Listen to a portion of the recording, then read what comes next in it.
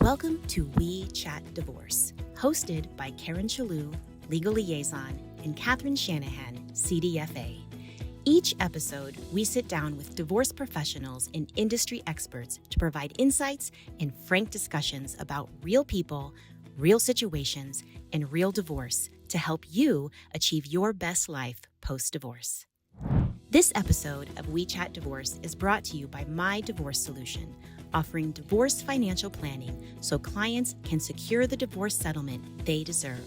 Visit mydivorcesolution.com to request access. Welcome to We Chat Divorce. I'm Karen Chellew and here with Catherine Shanahan today, and we will be speaking with Colleen Kowal about From Disconnect to Discovery, Navigating Marriage, Divorce, and Beyond. Really, it's going to be a great conversation. Yeah, I'm starting to laugh because Colleen, fantastic as she is in so many things, I'm thinking of the time that you and I went and met with her. So Colleen has sent us clients. We've sent her clients just because she's a great resource and we're a great resource as well. But we didn't know that she was actually going to use her Imago therapy on us. And she wasn't trying to use it on us, but she was trying to show us how it worked. Remember, she gave us the puppets? I remember it.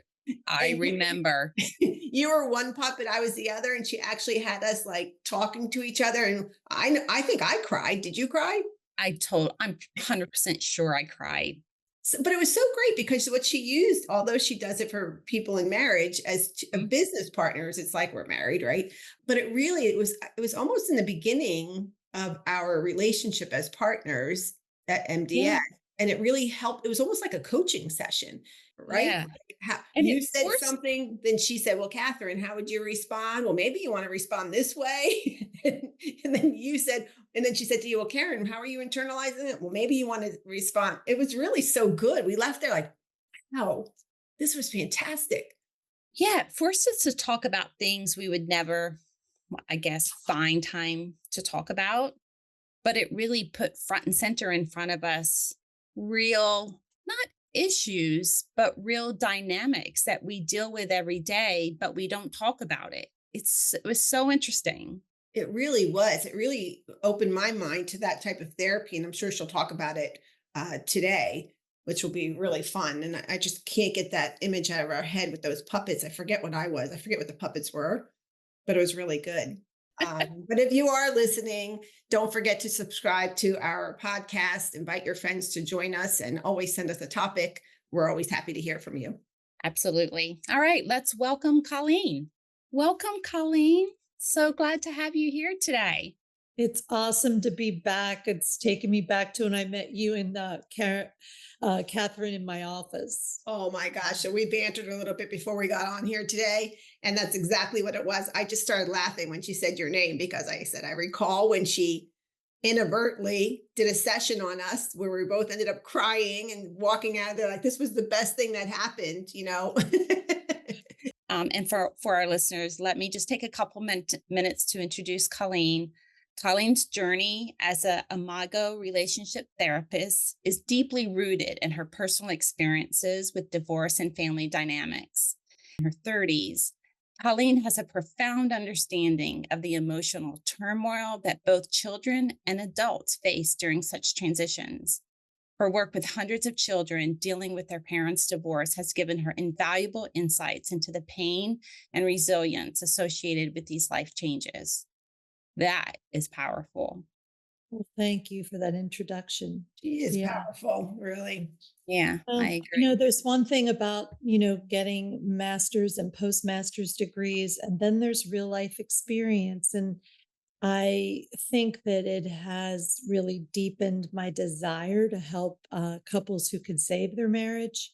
And it's deepened my desire to help people recover from divorce. And it's absolutely deepened my mission to, even if we're going to get divorced, to minimize that impact on our children, our finances, our new relationship as co-parents, building a new relationship in that way, like saying goodbye. I love the goodbye process of the marriage, especially when children are involved, but even when they're not, being able to put the past behind and actually have it's not a ceremony, but it's really a closure around the marriage.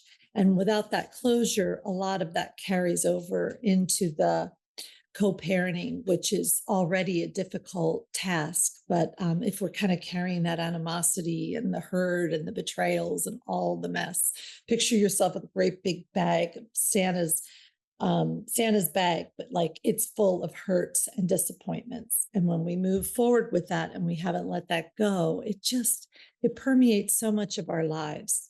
It's so true. And in what the work that we do, what I love how it goes hand in hand, what you're saying is, there's a lot of people that come and there's just an imbalance of financial power in the house. And that causes a lot of people to want to retreat to themselves or just get the hell out, right? But they don't know if really that's what they want. They just want to be clear on that and have some control of their own financial life. So we have a lot of people that come through this process and then we say, go back to marriage counseling. Like maybe divorce is not your answer. Maybe it's a postnuptial agreement, that you two just put into place and you have new boundaries when it comes to your finances. So not everybody has to get divorced. Yes, and even like, well, there's three types of therapy I do. One is, of course, couples counseling and any relationship, mother-daughter, father-child, whatever, the sisters that are struggling. How do we deal with mom who's aging? I want to get her in assisted living and you want to keep her in her home, and how do they navigate that hard stuff? So it's all relationships. But I think what we're talking about here is when both people want the relationship, that would be just called relationship counseling. When they don't know if they want to continue the relationship, which is what you're talking about, Catherine, we call that discernment therapy. And then if they've already decided we are getting a divorce, okay, then how do we co-parent after this? So there's really three different ways to look at this. And I don't think that any of us, including myself, really could do that well alone, just with the two people, because we're too in it to do it. Mm-hmm. Yeah, that also plays into, we have a lot of executives who use our service. And a lot of them run banks and run industries and they're really smart and they run their books. But when you're in it, you can't think about the numbers the same way. It just has such an emotional attachment to you that your mind is just circling in ways that is uncontrollable. And they always want to apologize. I don't understand. I could do spreadsheets all day long. I understand everything we have, but they don't understand how it's going to really impact them and moving forward. So it's kind of that same thought process.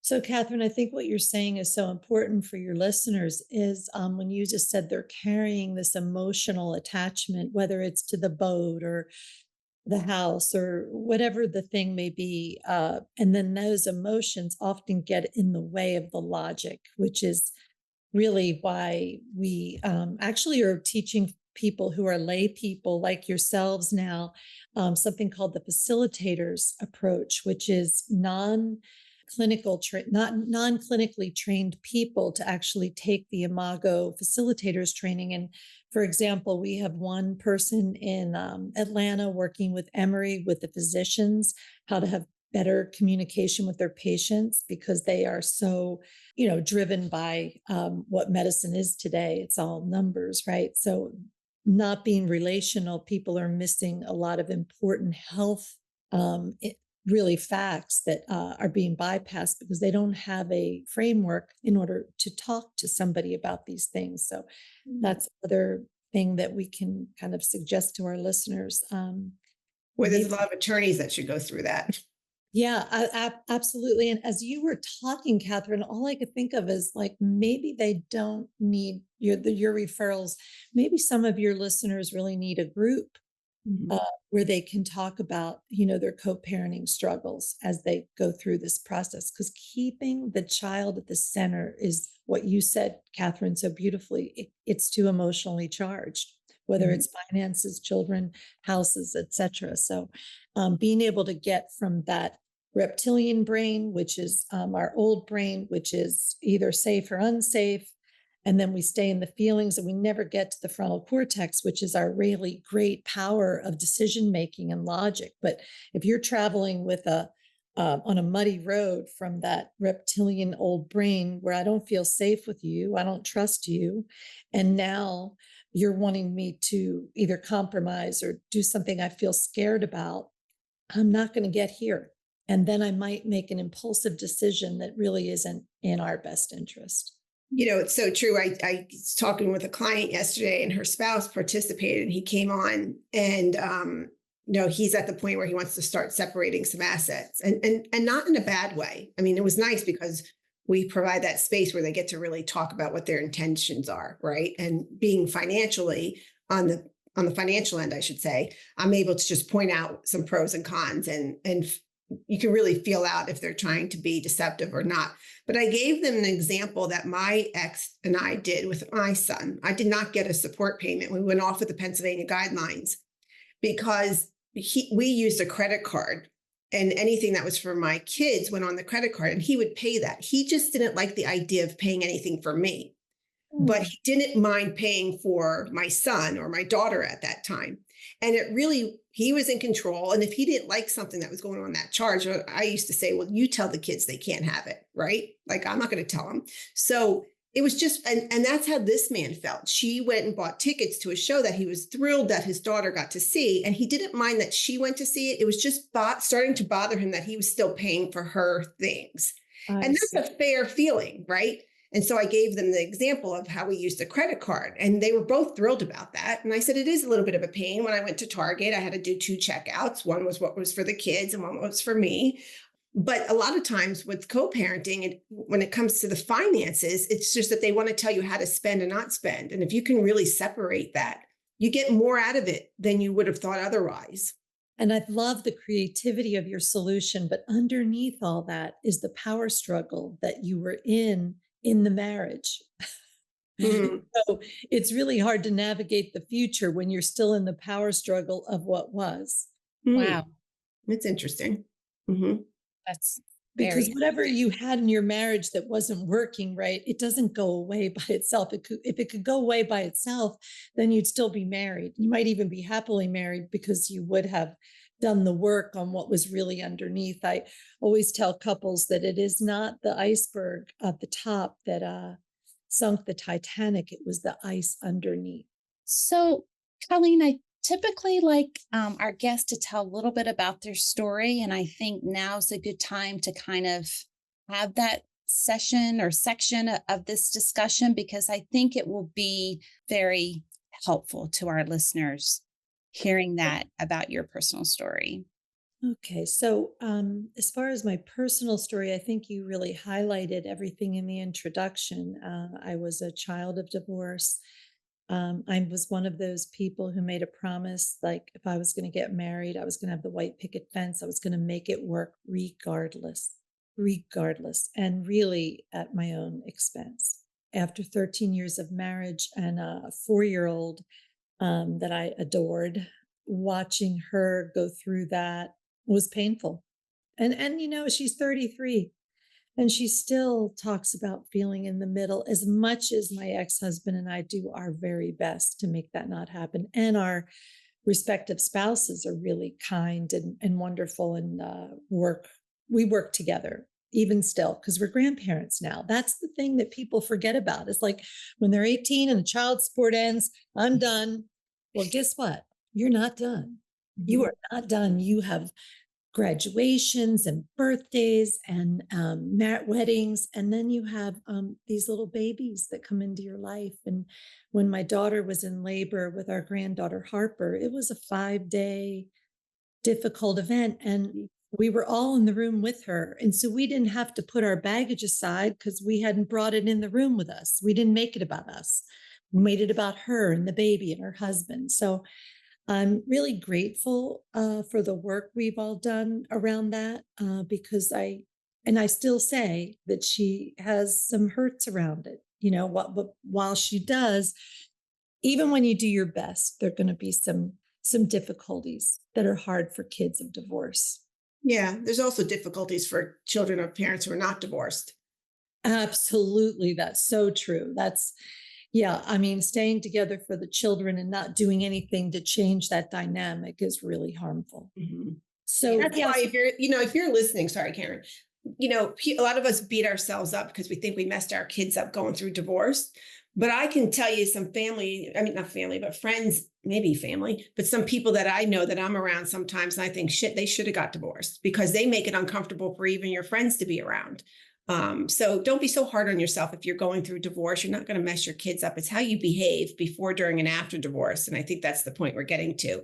That can mess your kids up. But by doing this work will help you to do things better. Absolutely. But I think we all owe it to ourselves, those of us who are contemplating divorce, to really just make sure that we're clear about what we think we want, and then maybe seeing a professional about ways that you might just go through that discernment process. And my couples that do that and then also do the goodbye process, they fare so much better than those who don't. Yeah. So, can you explain what discernment is? Because that's a word that's not used a lot. And I don't know if everyone can really internalize that. absolutely. So let's just say that Elizabeth and David they've been married 7 years. They have 2 children, and it's really not been good for 5 or 6 of those years. And they both have threatened divorce or talked about it. And yet it's so hard. It's so hard to decide. There's so much riding on it, financially, emotionally, children. And so discernment therapy is helping them safely explore together if that's what they really want. And sometimes one person has already made up their mind, and then we give the other person this opportunity to either understand that more deeply or to even explore, have we explored everything? Because maybe somebody's been drinking during that time and they're willing to stop. Can we give this 6 months to sort of just assess again? I mean, there's a million different scenarios, but I think you understand that it's not about, they don't have to come in and start doing couples work. They come in to start just opening the box. What's in there? What do we really treasure about what we've had? And what do we miss about what we had? And is there something new that needs to grow from what we have? And how do we do that? Can we do that? And then either way, it's okay because you're really just doing your very best and giving your heart to the process. Yeah. So, Colleen, how is it that when people start off so connected, then they feel so delusioned? I think a lot of people have trouble understanding that concept as well. Yeah, so I think it's absolutely a normal part of relationships that nobody told us was normal. So everybody really begins with attraction. It's not love. When you say, oh, we're not in love anymore. Okay, you weren't really in love the first day that you got in bed with your spouse. You were attracted. You went through that. I have more to say about this, but it's another podcast. But there's this unconscious. Oh, this is a great podcast. I listened to that. Are you about the contracts? Is that where we're going? Relational contracts. Oh my gosh, Colleen, I'm so glad you bring this up. You texted me about that, I think, I Catherine. did. I listened to that podcast of yours, Colleen. So I'm glad you're bringing it up. If you're listening, you're definitely going to have to get a link to this podcast. I think everybody should listen to it. So go ahead. Sorry. I got so excited. I didn't mean to cut you off. That's okay. No. So relational contracting isn't in that romantic stage yet. Okay. Because the romantic stage, if any of you have ever really just fallen in love, like they call it falling because you can't make yourself do it. Your friend could say, oh, Catherine, I have the greatest guy for you. He's this, and this, and this. On paper, you're like, great, I can't wait to meet him, right? And then you meet him and it's like, no, he's really super. I like him, but no. That's because why we're attracted to someone is such an unconscious process. And that's what I mean by we take that for another. But then what happens when we are in that, what we call in love, and I'm going to call attraction phase, we can't eat, we can't sleep, we can't stop having sex, we stay up all night and talk, and even the turtle talks all the time, and we're absolutely like our truest self. All of our defenses are put away, and they've done brain research where the brain in that stage will mirror what ecstasy looks like in the brain. So I've never done that drug, but if it feels like falling in love, I think it would be interesting. It's such a powerful Maybe some of that. experience, right? If you've had that feeling, it's really magical. And so then you start to produce all of these hormones in your body and chemicals that make you really experience a lot of joy. And then, as nature would have it, anywhere between 2 and 18 months, getting married, living together, or having a baby, those hormones start to dissipate, the chemicals go away. And then all of a sudden, remember that little like laugh he had that was so cute? You want to shoot him. You know, what was great about this person, like my husband, he is a risk taker. And so unconsciously, I'm so attracted to that because I was so risk adversive until I started doing this work about 10 years ago, 15. And so I'm attracted to somebody who has it, and then I'm repelled by it because I'm scared. If I could have owned my own risk taking, I wouldn't have been attracted to the risk taker, right? And then when they actually take the risks, I'm like, whoa, whoa, whoa, we can't open another office. We can't do this. And what they hear is criticism. So it's an example of how these little mini power struggles are born. And so then during the marriage, let's just say one person's spending all the money and one person is trying to save all the money. There's an imbalance and there's a disconnection about how we do that. But nobody tells us how to talk about it. Nobody gives us the framework about how to have a safe conversation about hard things. So over time, there is, if you imagine this circle, right? And we start in connection. And then over time, every time we have what I call a rupture, it can be a big rupture, like an affair. It can be a big rupture, like humiliating you at a party. It can be a little rupture, like insulting you in front of your friends at a dinner table. But all these ruptures are like cuts. So picture a tire that starts to get bald, because I want you to know that the ruptures will happen in the best of marriages, but the good marriages, the masters, not the disaster marriages, know how to repair them. Because they have a structure to talk about things. They have a structure how to repair when we hurt each other, because that's what we're human and we do that. But once you kind of know, once my husband realized that my reaction to risk was so much about me and not about him, it sort of took the steam away. And see that I needed to see things on paper and have a plan. And then I could agree to it. I could agree to the risk when I had more information. Oof. Yeah, that's pretty good. You know, I put it, I'm going to put it into a financial sense because that's what most of our listeners are for. You know, it's even the ones that say they reconciled. And we say, okay, well, let's still complete your portrait. Because if your spouse is reconciling with you, one of those ruptures is the financial imbalance or the deceit financially, whether you opened a credit card and they didn't know about, or you bought a house they didn't know about, whatever it is. So if I put that into context here, it would be, okay, let's share this information now. Let's have a new financial life to rebuild the trust there financially, and let's set new boundaries with that. And it can be done.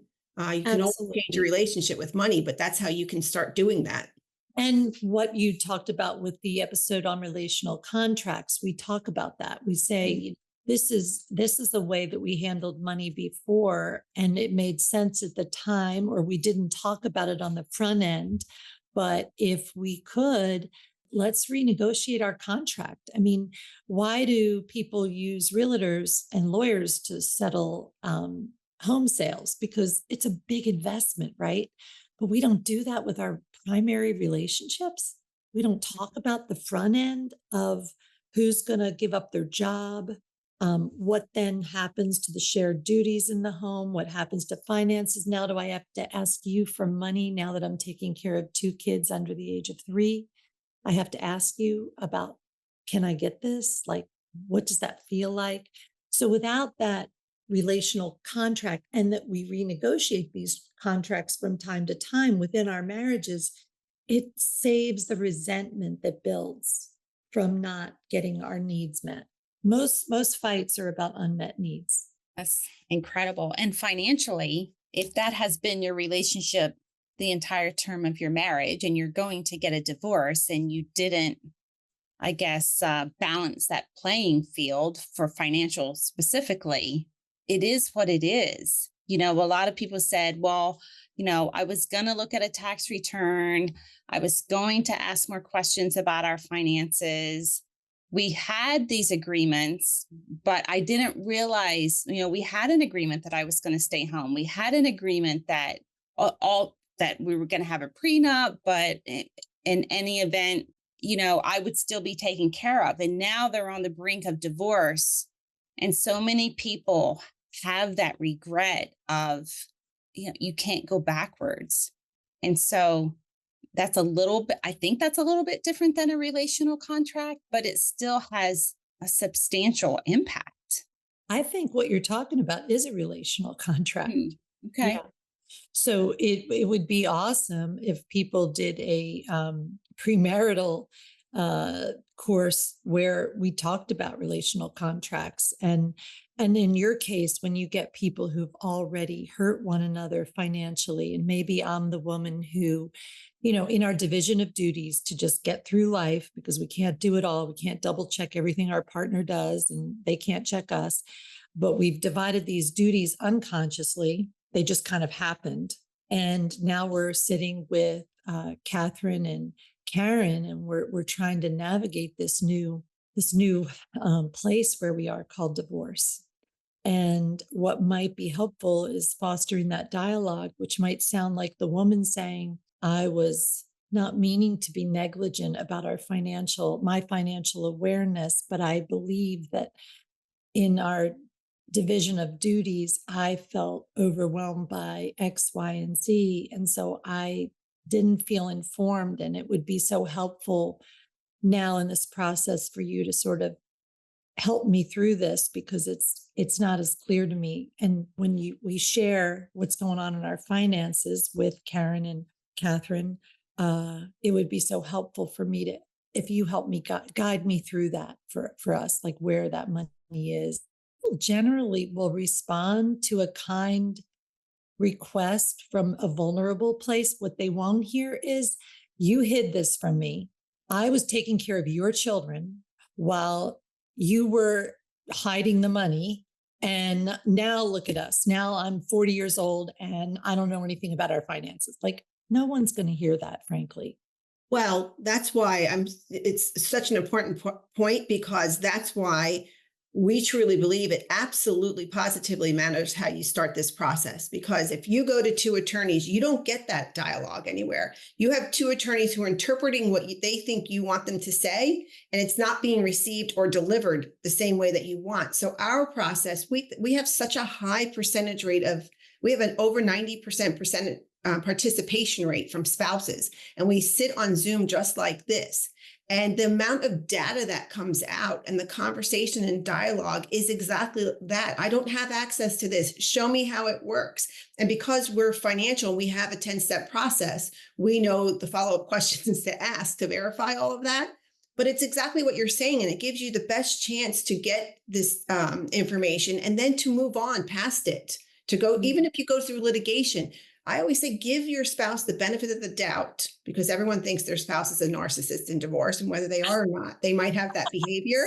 But we're always like, give them the benefit or doubt first. Give them the opportunity to give the information before you have to go legally get it for thousands and hundreds of thousands of dollars, we see. Yes. And I think that you're right when you say everybody thinks their spouse is a narcissist, and maybe the legal process turns us into narcissists, because whenever you're in your protective mode, remember I talked to you about the reptilian brain, the old brain that only feels safe or danger. It does not, this is true, it does not differentiate between, my partner's dirty look and a man at my window with a gun. That's two buttons, safe or dangerous. And if you're in danger, you really cannot solve a problem. You just create problems. So eliminating that fear factor is a lot harder than it sounds, but so important to really get to the heart of all this. And I love that you have a process, like you said, the 10-step process. Like, it's like the dialogue that I'm teaching people, because it's a structure, and what you provide for people is a structure. And that all contains, I want you to think about a container. When you contain something, you're setting boundaries around it. You're giving it a framework so that it doesn't go all over the place. Well, remember that time you did? And that is just absolutely damaging. It's unfortunate our generation didn't really look at it. Even now you always hear communication is the key to some successful relationship, all relationships, right? But you don't really, I love the way that you put it because you don't really think of it like that. It's an unwritten contract. And so, a lot of the stay-at-home moms that come, the first thing they want is to apologize, or give a reason why they gave up their careers. And they feel like they're defending that so much. But if they can turn it around, the sooner the better, about saying, what, this was what we agreed. But what they don't do is that next step is that when all of a sudden you don't agree with that anymore, that's when you need to say, wait a minute, our agreement was this, but I'm feeling differently now. I would have never thought to do that. Not that it would have saved either one of my marriages for that matter, but it's just such a good thing to know now that you can think of it like that. That's why I love that podcast so much and how you talk about it, because you don't think to say, wait a minute, I know we agreed to this, but I don't really feel good about it anymore. Can we re-talk about that? Yeah. Or I don't want to be a stay-at-home mom anymore, or I do want to be a stay-at-home mom, or what have you. Whatever it is. I mean, sometimes it means the kids are back in school and I'm going back to work. And now I'm still doing everything that I did when I was at home, and I'm working 40 hours a week, because we didn't renegotiate the contract. Because you didn't know you had one. You didn't know you had one. It just kind of happens in life. Like people will say to me all the time, do you dialogue all the time about everything? I don't, but I wish you could see my house. I have chairs that swivel and face each other, probably in 3 rooms, because when you don't know when things are going to come up, but our immediate strategy is, do you want to dialogue about this? And then somebody might say, yeah, or they might say, not right now. I don't have time, but can we do it tonight? And that can even be about, other things other than your relationship, but maybe a hurt feeling you have from the children or whatever that is, to process with your partner, who really, in the best case scenario, is your best friend. I love this. So if you don't have swivel chairs in your house, go get some. And if you ever go to lunch with Colleen, if she picks a place that the chairs are swiveling, be prepared. Well, no, or just, you can use your kitchen chairs. Just don't have the table between you. It doesn't, you don't have to have fancy chairs, but we just have chairs. So all you need is your kitchen chairs. We talk about it in Imago. If you're going through a divorce, this may be too hard without her therapist help, but you're basically eye to eye, heart to heart, knee to knee. And it's really hard to say things mean to somebody when you're looking at them in the eye. Oh my God, that makes me so nervous to think about that. Yeah, me too. Yeah. Kind of how we were nervous when we were talking, Catherine. I wouldn't do that with your spouse if you're going through divorce. I would get Colleen there to do it with you. Yeah, it's not, no. And you're making a great point, Catherine. This is not as easy as it looks. If it was easy, you'd already be doing it. But we have Imago therapists all over the world. I mean, that's one of the things that I wanted to share today, that while I'm really moving away from my practice, I'm really moving towards, I'm on the faculty for Imago International Training Institute. And we have, I don't even know. I don't know. We're in Sri Lanka, South Korea, South Africa, all over the world. Major cities, of course, New York, Chicago, they're full.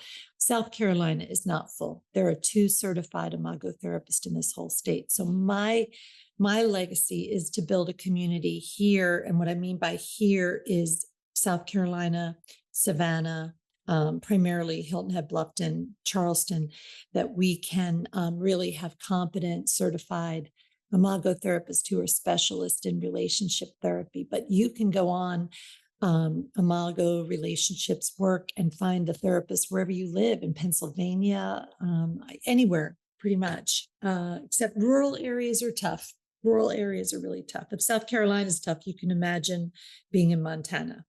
Yeah.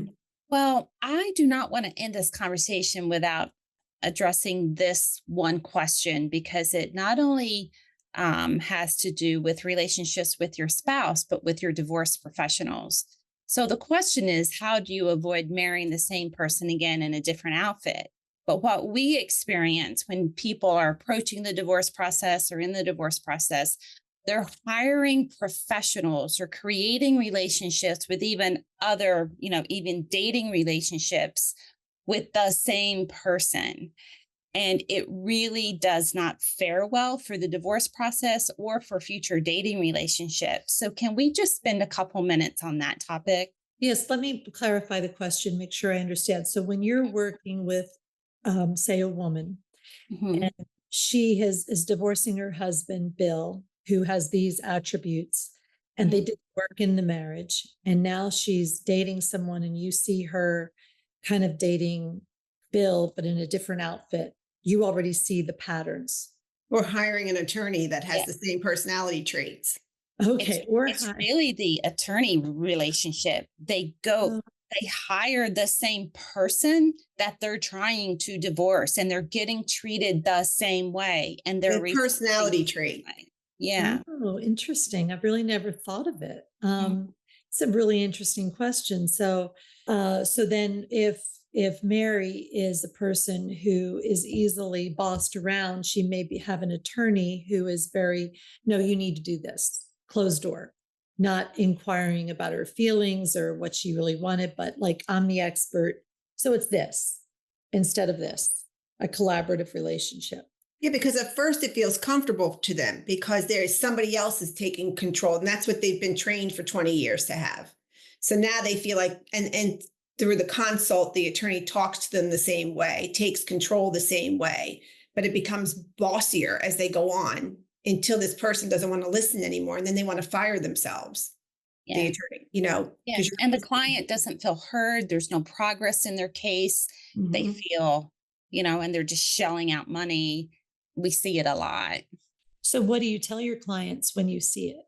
preferably we know their estate first. That's why we like them to get their portrait, because then you know what type of an attorney you need. And when you go with financial clarity, you can advocate for yourself, because I don't care what you say. At the end of the day, you can have your therapist, you can have your coach, you can have your financial people, you can have your attorney. You have to advocate for yourself. And the only way you can do that with knowledge. So we always try to get them to back up a little bit. And Karen's really good at pointing out what the system is actually asking for or what their attorneys are asking for. And then we can apply the impact to all of that and just keep fueling them. We never tell them what to do, but we're fueling them with enough knowledge that their gut starts talking to them, or they start seeing the difference between the two. Like, okay, he's talking to me like my ex talked to me. I'm going to not do that anymore. I'm going to have a voice for myself now today. And Yeah. so for us, it's our 10-step process that gets them there. Yeah. Or Karen's probably going to add to that. well, or it's having a discussion where we will be on the phone with the counsel to ask specific questions so that we know, is a client just not ready to hear this information, or can we see this relationship not faring well for the client because the attorney is just so accustomed to saying, you do this and you follow my instruction, and if you don't, I'm not representing you. So sometimes it's just kind of resetting the relationship, and sometimes it's, I'm going to give you a couple other names. Let's ask these questions to these other attorneys so you can experience a different relationship, and maybe you need to, change course here. I think it's a big question. I'm not sure that I truly have an answer for it after the fact, but what I tell my clients, say it's women or men that are seeing me individually, their partner won't come or whatever the situation is, and they're ready for a divorce. I encourage them to hire a lawyer you trust and then trust the lawyer you hire. But there's a lot of homework involved in finding that attorney. And so I sort of preload that question on the front end. Now, if they're unconsciously stepping into that relationship with someone who is so similar to their spouse, they're not going to see it. I promise you.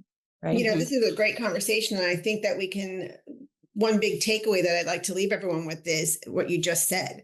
And that is, if you're thinking divorce, if you're in the middle of it, you're just starting it, or you're even at the end of it, look at yourself in the mirror and say, do I trust myself?